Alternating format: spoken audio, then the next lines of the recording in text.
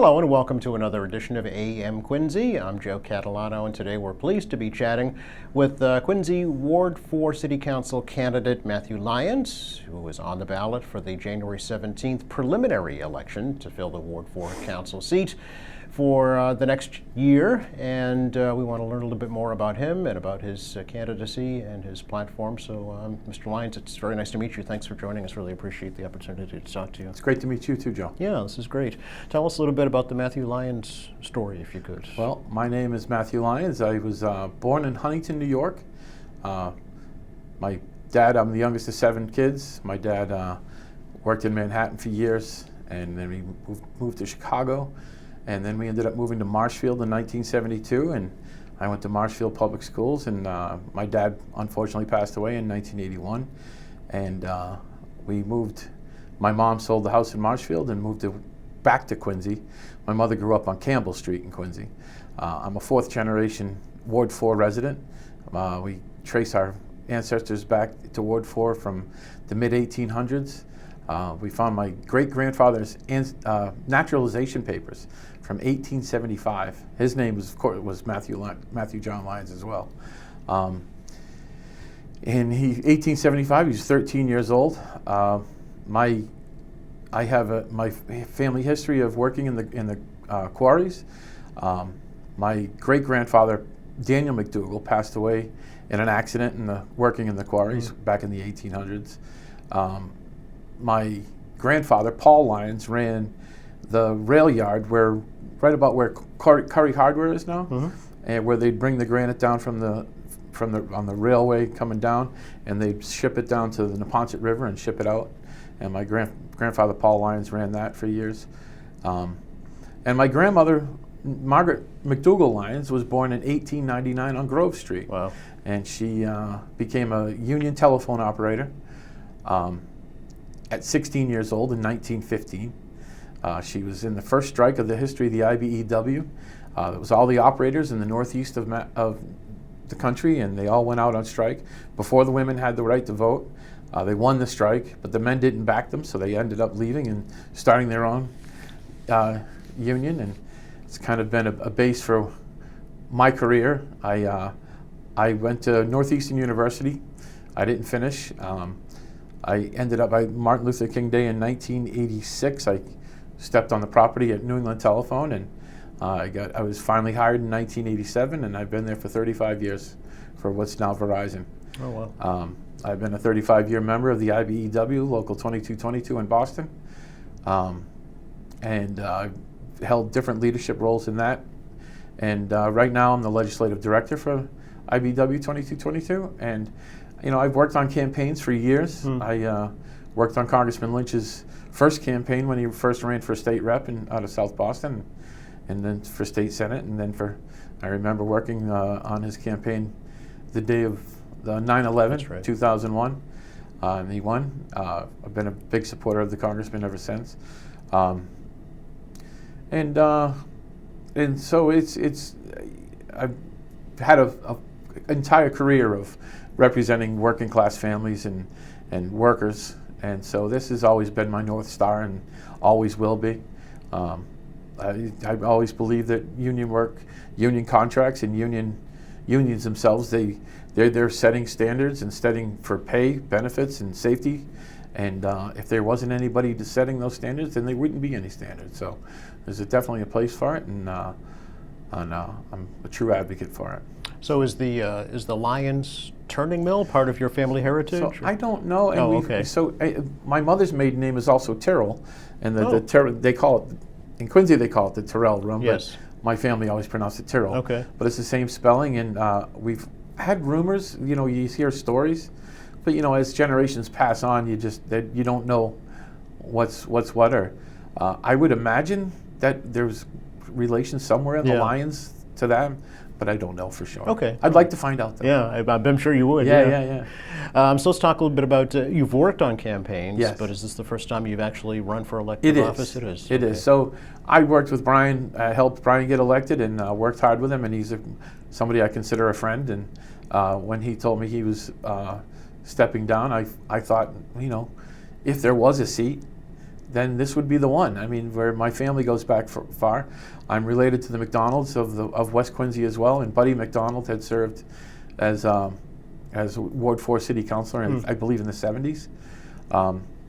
So my mother's sister Bernie was married to my Uncle Tom McDonald, who had the insurance agency on Willard Street. Just great man, really one of my heroes in life. And so I know that he'd be proud and he'd want me to run. And so it's one of those things that I jumped at the opportunity. Well, you actually the very first one to announce candidacy for this position. Yeah, you filed your campaign finance reports right away. I did. Yeah. I was committed to it early because, you know, for years working with union people running for office, and I'd always encourage people to run. And then I kind of thought, you know, well, you can't tell people to run and not run for yourself when you have the opportunity. And there was an opportunity. It is a special election. Right. It's not like I'm running against somebody. Brian, I would never run against. So it was just the opportunity came, and I did it. And then in August, I was redistricted out of the Ward 4. So to be totally honest with everybody, and after being in Ward 4 since 1986. So they redistricted and they cut that one sliver right out, including my building at 64 Willard. So I moved, and I moved to Center Street, and I'm single, no family, no wife and kids, so it was easier for me to move and make that commitment. So I did, and so now I'm running. So now you qualified? I'm qualified, yeah. Okay. Would you run for the full 2-year term? I will. You will? Yes. If you win, okay. Yes. So let's talk about what was it, other than the fact that it's in your family history, that motivated you to run, and what's going on in Ward 4 that you like, that you don't like? Well, there's a few things. As I've gone through the neighborhoods, I hear a lot more and about the traffic. Of course, you know, when you look at Ward 4 and how it's situated, you have two different parts of Ward 4, where the highway cuts right down the middle, and then you have all these neighborhoods on the other side, and then you have the neighborhoods on the Quincy side of the highway, and you know, we're an easy target, and you know, some people don't want to talk about the traffic. They think it's an issue, but the traffic is really an issue, and it gets worse and worse all the time. And yet it's not just that that Google Maps and Waze is sending people through these neighborhoods, but you know, the streets can't handle those. You know, some of these streets, you know, they could be 10, 15 feet wide, and you have cars flying at a high rate of speed up some of them. So I mean, that's definitely an issue. The development in the ward is, you know, Quincy is an attractive place to develop, and I'm certainly not, being the union guy, I'm certainly not anti-development, but I think there's a responsibility that needs to be put into play for the residents and the abutters of Ward 4, and they should have some say in it as well. You shouldn't just be able to, you know, I work in the city. I'm a fiber splicer for Verizon in the city. And so you're up on the lines in the bucket trucks? I am, and we bring in the cables out of the holes. Before it was fiber, we were down in the holes and they do a much dirtier job. But I've seen how they develop in Boston and some of the stuff in Quincy as well. And I just think there should be some responsibility to it as well. You know, we're a city that's growing. We're situated very close to Boston. Real estate values have all gone up a great deal, and it's good for us. But I think there needs to be a governor put on some of it as far as the overdevelopment and where and how we're going to be building. So how would you do that, Mr. Lyons? I don't have all the answers for that. Okay. I definitely want to. I know that there's, like, as far as like the traffic stuff, I hear things from the ward, people in the ward, but I know that there's also been studies done, and I'd like to take a look at some of those studies and what we've had. There's signs put up for a lot of these streets where you can take this left turn or take that right turn, or you can't take that ride on certain hours of the day. And I think that's all well and good, but I hear back from a lot of the people on some of those streets that it just doesn't work a lot of times. So I don't know exactly. I would be lying to you if I came and said that I have all the answers. But my approach to all of it would be to gather as much information, find out what those studies had come up with in the past, maybe do some more studies for them now, and try to come up with some ways that would make the ward people a little happier than they are now. Yeah. Do you think the city's current zoning regulations are adequate to handle the new development that's coming into the city? I think some of them are, and I Okay. think some of them could be updated. Yeah. But again, I'd be lying if I said I know everything about all the zoning laws. But I know I've looked into it a little bit, but I'm willing to learn more about the zoning laws. Okay. Do you think that the current administration, has enough public presence, if you will, or transparency to make sure folks know what's going on in the city? I think the administration does to what their responsibility is. Yeah. I think a lot of it is on the ward councilors to come out and make sure that the people know that these meetings are being held, and to try to advocate for the people that are in their concerns, thoughts and concerns. There is really no active civic association in Ward 4. There right? really isn't. Yeah. Yeah, and it's not like in some of the wards. Ward 1 I know is really very active and very huge, and this is something I would love to be able to develop and try to build up a little bit better. And it's a problem for sure. I think it's to get people together and to get them to participate. When I've been on strike 5 times against Verizon and other variations of whatever they called them.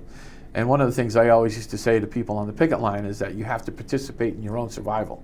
So I think that's true as well as far as citizens that have thoughts and concerns about what's going on in there. It's one thing to yell at your elected official. It's another thing to get involved and to come and make a difference as well.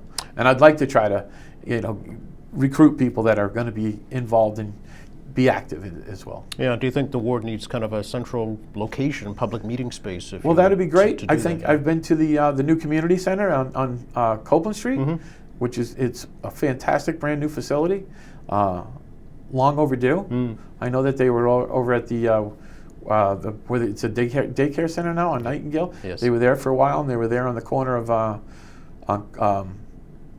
Granite Street and Copeland Street and Water Street. But this is a great new location. I sat down with Kristen and Beth Ann?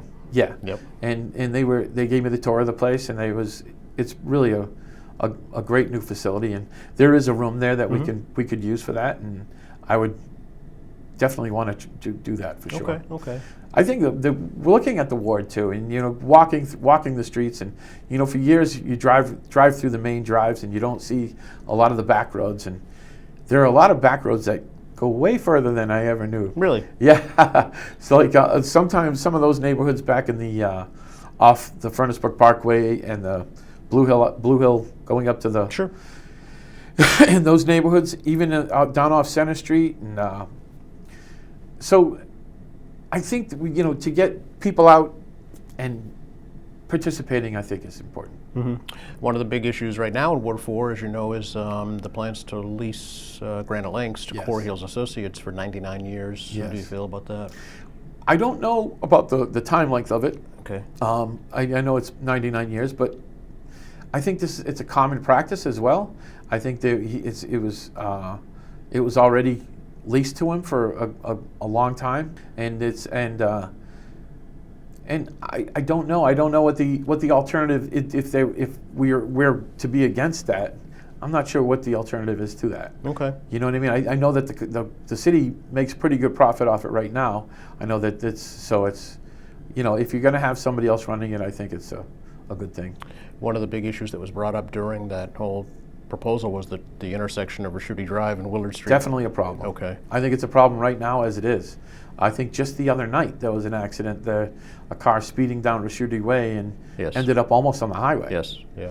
So I mean, there's issues there now, and I know that there's some the state regulations that have some kind of restraints on what you can do there, but there's got to be a better way for that. There's got to be, and there's talk of putting a hotel up in that area as well. And if you're going to have a hotel up there, this is going to increase the traffic as it is, and the traffic can be pretty bad coming in and coming out on the heavy hours, the heavy traffic hours. So there needs to be something done there. Whether it's like a tunnel and an overpass or bridge going up to that road, I don't know. We need to find something that's work that will work better than that. Okay.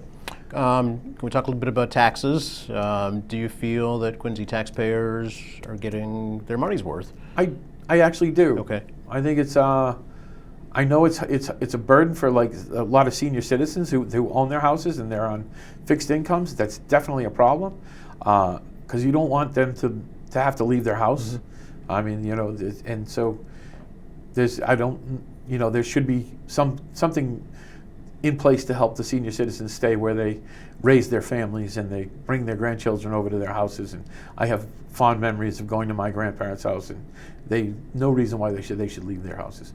I think there's been a lot of work done in the city, and those taxes have actually helped rejuvenate downtown Quincy as well as other areas. We've come a long way. I've always been critical not of the politicians involved, more of the policies that were involved, and I was critical on a lot of what was going on in downtown Quincy. But I think looking back on it, I think there was some really good decisions made on that. There's a long way to go. There's a lot of decisions to be made coming up with more construction down there and how we want the city to be presented and how we want to function. And I think it's as far as the taxes go, which was your original question. Yeah. I think the cost of everything is up. Mm-hmm. Everything everywhere. Taxes are up as well. And it's not a good thing, and I don't have all the answers for it, but I don't think our taxes are completely out of control. Okay. Do you think Ward 4 gets its fair share of city services for the taxes that people pay? I think Brian did a pretty good job in bringing funds to the ward. I would definitely do the same thing, and I don't know exactly all of what he brought to the ward, but I will do my best to bring as much as I can to it. The way I look at the ward as well, just like I was saying how it's kind of split up in two, in a lot of ways Ward 4 is a bit like the haves and the have-nots. There's you can go up to some of the other neighborhoods on the other side of the highway, and they do pretty well. Those are nice neighborhoods, and there's nothing wrong with that. I don't take anything wrong from anybody. But there are other people down along the Copeland and Water Street sections who need a little more help, and the neighborhoods need a little more attention, and the small businesses down there also need a little help and more attention as well. And I will definitely be looking to help that community as well. Okay. In terms of more attention, you mean like street upgrades, things of that nature? Okay. Yeah, that as well. I mean, you can go to some of those back roads right off Water Street in Camden and Copeland Street, and they're a wreck. So some of them do need some help. So it's a focus for sure, and to help the community center there, the South and West Community Center there. I think it's a great vehicle to help that neighborhood as far as the people go. I mean, as far as you want to do as much redeveloping and developing and building up in that neighborhood as you can without displacing people as well.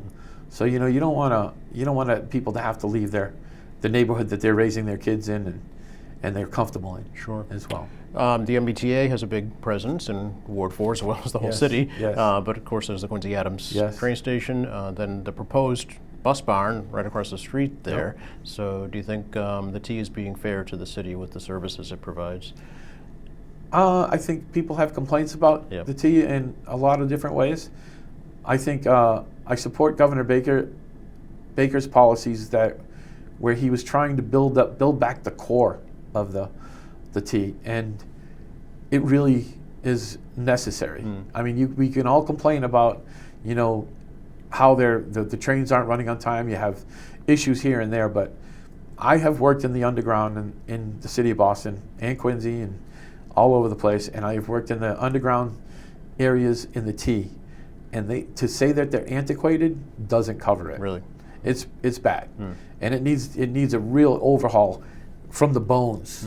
From the bones out, not just from how if it's running on time, or it needs the core development to be done over. It's the oldest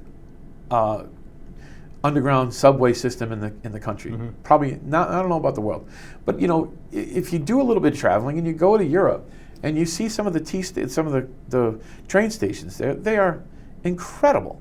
I mean, you can go. I was in Zurich, Switzerland one time, and you get off the train and you go down. There's like 3 floors of high-end stores. Sunday afternoons, people are going to the stores down there. It's just amazing, and there's much more we can do. Of course, that's going to take huge capital to do it. But just to get the trains running properly, the core basis needs to be upgraded for sure. Do you think the plans for the new garage at the old Lowe site are adequate? I think so. Okay. I think so. I think it's a great place for the T, as well as to have. It's a much bigger yard than what's down on Hancock Street, and it will service not just the Quincy community but the South Shore as well with the buses. And I think it's a good spot for them. It's not in a neighborhood where it's on the outside of a residential neighborhood, so it's not like it's in the middle of a neighborhood. You're not in the middle of the city. You have access to all the other communities. So I think it's a pretty good plan. How will you outreach to the constituency, Mr. Lyons, if you are elected? How will you stay in touch with people of Ward 4? Sure. Well, I'll be getting out as much as I can. If I'm able to, I'd try to like to get an office in the ward somewhere where people can come.